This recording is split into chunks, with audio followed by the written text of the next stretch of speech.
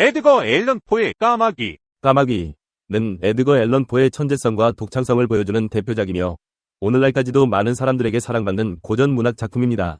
까마귀는 인간의 내면에 존재하는 어둠과 고통을 탐구하며 오늘날에도 여전히 강한 영향력을 지니고 있는 작품입니다. 다음은 까마귀에 대한 상세한 설명입니다. 까마귀는 총 18개의 연으로 구성되어 있으며 각 연은 6행으로 이루어져 있습니다. 시의 운율은 독특한 구조를 가지며 주로 트로키 변격을 사용합니다. 즉, 각 행은 8개의 음절로 구성되며 강세가 첫 번째 음절에 놓이는 형태입니다. 포는 이 시에서 반복과 리듬을 매우 효과적으로 사용하여 독특한 음악성을 부여했습니다. 까마귀는 한 남자가 잃어버린 사랑 레노어를 애도하며 자신의 방에서 고통스러워하는 밤을 배경으로 합니다. 이 남자는 슬픔에 잠겨있고 잃어버린 사랑을 잊지 못해 괴로워합니다. 그러던 중 갑자기 한밤중에 창문을 두드리는 소리가 들리고 그가 창문을 열자 방 안으로 까마귀가 날아들어옵니다. 까마귀는 남자와 대화를 나누기 시작하는데 그 대화는 반복되는 단어 네버모어로 응답됩니다. 남자는 까마귀가 단순히 그 말을 기계적으로 반복한다고 생각하지만 대화가 진행되면서 이 단어는 점점 더 남자의 절망과 좌절을 상징하게 됩니다.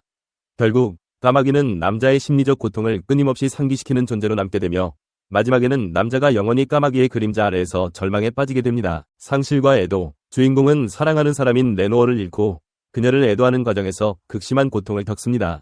까마귀는 그가 절대로 그녀를 잊을 수 없음을 상기시키며 그 슬픔이 영원히 지속될 것이라는 메시지를 전달합니다. 절망과 불안, 네버모어라는 단어는 주인공의 모든 희망을 무너뜨리는 역할을 합니다. 그는 까마귀에게 질문을 던지며 희망을 찾으려 하지만 까마귀의 대답은 언제나 부정적입니다. 이로 인해 남자는 점점 더 깊은 절망에 빠져듭니다. 죽음과 불멸. 시는 죽음이라는 주제를 다루며 레노어의 죽음과 주인공의 죽음에 대한 두려움을 묘사합니다. 까마귀는 불멸의 존재로 주인공의 죽음과 고통이 영원히 지속될 것이라는 암시를 줍니다. 미스터리와 초자연적 요소. 까마귀는 미스터리한 존재로 단순한 새일 수도 있고 초자연적인 존재일 수도 있습니다. 시의 분위기는 초자연적이고 불길하며 이로 인해 독자는 까마귀의 정체와 의도에 대해 의문을 품게 됩니다. 포는 까마귀에서 다양한 문학적 기법을 사용했습니다. 네버모어라는 단어의 반복은 주제의 강조와 리듬을 만들어내며 독자에게 강렬한 인상을 남깁니다. 포는 까마귀의 울음소리와 함께 문을 두드리는 소리 등 다양한 의성어를 사용하여 시의 음향 효과를 극대화했습니다. 까마귀는 죽음과 절망의 상징이며 주인공의 심리적 상태를 나타내는 역할을 합니다. 시의 운율과 리듬은 마치 음악처럼 흘러가며 독자에게 감정적으로 깊은 울림을 줍니다. 까마귀는 발표 당시 큰 인기를 끌었으며 에드거 앨런 포를 일약 유명인사로 만들었습니다. 이 시는 그 후 수많은 해석과 분석의 대상이 되었으며 특히 심리학적, 철학적 해석이 많이 이루어졌습니다. 까마귀의 상징성, 주인공의 정신상태, 그리고 시 전체의 음울한 분위기 등은 많은 문학 연구자들에게 영감을 주었으며 현대의 대중문화에서도 다양한 방식으로 재해석되고 있습니다. 에드거 앨런 포의 생애와 작품, 어둠 속에서 피어난 천재. 에드거 앨런 포는 1809년 1월 19일 미국 보스턴에서 배우 부부의 아들로 태어났습니다. 그러나 그의 유년 시절은 불행했습니다. 아버지는 그가 태어난 지 얼마 되지 않아 가족을 떠났고 어머니는 그가 3살 때 결핵으로 세상을 떠났습니다. 포는 부유한 담배상인 존 앨런에게 입양되었지만 양부와의 관계는 순탄치 않았습니다. 앨런은 포의 문학적 재능을 인정하지 않았고 둘 사이의 갈등은 포의 삶에 깊은 상처를 남겼습니다. 포는 버지니아 대학교에 입학했지만 도박 빚으로 인해 중퇴해야 했습니다. 이후 그는 육군에 입대했지만 곧 제대하고 문학에 대한 열정을 불태우기 시작했습니다. 그는 여러 문학 잡지에 시와 단편 소설을 발표하며 작가로서의 입지를 다져나갔습니다. 특히 1833년에는 단편 소설 병 속에서 발견된 원고로 상을 받으며 주목받았습니다. 포는 작가뿐 아니라 비평가로서도 활발하게 활동했습니다. 그는 날카로운 비평으로 당대 문단에 신선한 충격을 안겨주었으며 특히 모르그가의 살인사건을 통해 추리소설의 새로운 지평을 열었습니다. 또한 어셔가의 몰락, 검은 고양이 등 고딕적인 분위기가 물씬 풍기는 작품들을 통해 공포 문학의 대가로 자리매김했습니다. 포의 삶은 사랑과 상실로 점철되어 있습니다. 그는 13살 어린 사촌 버지니아 클램과 결혼했지만 그녀는 24세의 나이에 결핵으로 세상을 떠났습니다. 아내의 죽음은 포에게 깊은 슬픔과 절망을 안겨주었고 그의 작품 세계에도 큰 영향을 미쳤습니다.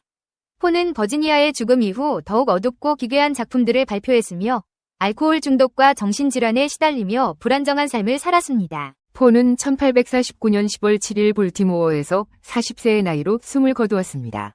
그의 죽음은 아직까지도 명확히 밝혀지지 않은 미스터리로 남아 있습니다. 하지만 그의 작품들은 여전히 많은 사람들에게 사랑받고 있으며 현대문학에도 큰 영향을 미치고 있습니다.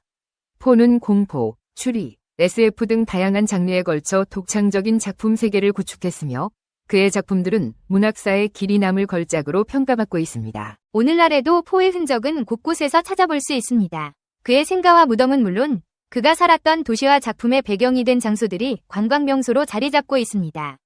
또한 포의 작품을 기반으로 한 영화, 드라마, 연극 등 다양한 문화 콘텐츠가 제작되고 있으며 그의 작품 세계를 재해석하는 시도도 계속되고 있습니다. 에드거 앨런 포의 작품들은 어둡고 기괴하지만 동시에 인간 내면의 심연을 깊이 있게 탐구하고 있습니다.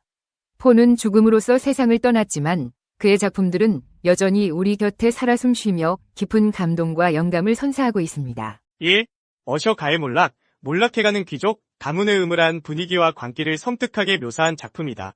어셔 가의 몰락은 단순한 공포소설을 넘어 인간 내면의 어둠과 광기를 섬뜩하리만치 생생하게 그려낸 작품이다. 낡고 음침한 어셔 저택은 단순한 건물이 아니라 어셔 가문의 몰락과 함께 무너져가는 정신 세계를 상징한다. 라더릭 어셔의 예민하고 병적인 예술적 감각, 매들라인 어셔의 불가사의한 질병은 모두 어셔 가문을 둘러싼 숙명적인 파멸을 예고한다. 특히 라더릭 어셔의 예술 작품들은 그의 내면의 불안과 광기를 드러내는 동시에 독자에게 불길한 예감을 심어준다. 그의 그림 속 기구한 형상들, 그의 음악 속 불협화음은 어셔 가문의 종말을 향해 치닫는 파멸의 소리처럼 느껴진다. 작품의 백미는 매들라인 어셔의 죽음과 부활, 그리고 어셔 저택의 붕괴 장면이다. 이 장면은 현실과 환상, 삶과 죽음의 경계를 모호하게 만들며 독자에게 극도의 공포와 충격을 선사한다. 어셔 가문의 몰락은 단순한 가문의 멸망이 아니라 인간 내면의 어둠과 광기가 초래하는 파멸을 상징적으로 보여주는 것이다. 2. 검은 고양이, 죄책감과 광기에 사로잡힌 화자가 저지르는 끔찍한 범죄를 다룬 공포소설이다. 검은 고양이는 죄책감과 광기에 사로잡힌 한 남자의 파멸을 그린 작품이다. 화자는 처음에는 평범하고 온순한 사람이었지만 알코올 중독과 함께 점차 폭력적이고 잔인한 성격으로 변해간다. 그가 저지르는 끔찍한 범죄들은 그의 내면에 자리 잡은 악마성을 드러내는 동시에 죄책감과 광기의 악순환을 보여준다. 특히 검은 고양이는 화자의 죄책감과 광기를 상징하는 존재로 작품 전체에 불길한 그림자를 들이운다. 화자는 고양이를 학대하고 살해하면서도 끊임없이 죄책감에 시달리며 결국 그 죄책감이 광기로 변해 또 다른 끔찍한 범죄를 저지르게 된다. 작품의 마지막 장면에서 화자는 자신의 범죄를 자백하며 파멸을 맞이한다. 이는 죄책감과 관계에서 벗어나지 못한 인간의 비극적인 결말을 보여주는 동시에 독자에게 깊은 여운을 남긴다. 검은 고양이는 인간 내면의 어둠과 광기를 극단적으로 묘사함으로써 독자에게 죄의식과 도덕적 철학 증명 문제. 왜 성필원이 세상에 존재해야 하는가? 왜 무가 아니고 유여야 하는가? 세상에 성필원이라는 존재가 없다고 가정해보자. 그렇다면 아무런 법칙도 존재하지 않을 것이다. 결국 법칙도 어떤 것이기 때문이다. 아무 법칙도 존재하지 않는다면 모든 것이 허용될 것이다. 모든 것이 허용된다면 무는 용납되지 않을 것이다. 따라서 무는 그 자체를 용납할 수 없다. 그러므로 성필원은 이 세상에 존재해야 한다. 철학 문제 증명 끝.